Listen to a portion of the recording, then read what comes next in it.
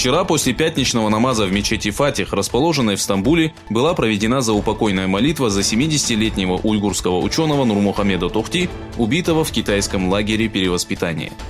На молитве присутствовали выходцы из Восточного Туркестана, руководитель партии Большого единства Мустафа Дестиджи, общественные организации и сотни сторонников уйгурского народа.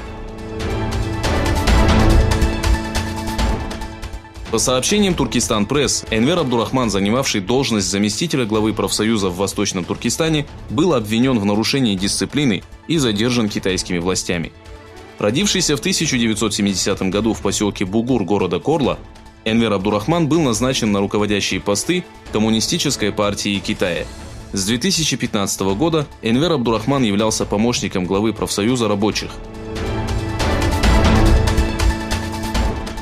СМИ Северной Кореи сообщили, что глава КНДР Ким Чен Ын и руководитель Китайской Народной Республики Си Цзиньпинь достигли соглашения в целях обеспечения мира и стабильности в регионе, а также укрепления двусторонних отношений.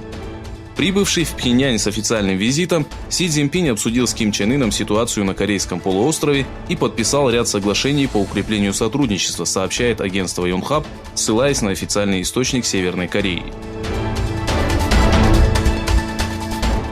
Президент США санкционировал нанесение удара по Ирану в ответ на то, что иранцы сбили американский беспилотник, однако отменил операцию в последний момент.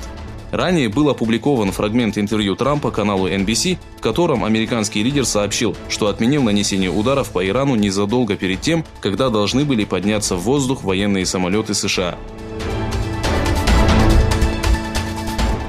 Индия на фоне возрастающей напряженности между США и Ираном отправила в акваторию Оманского и Персидского залива 2 военных корабля. Представитель военно-морских сил Индии сообщил, что оба корабля будут обеспечивать безопасность на море и сопровождать индийские коммерческие суда.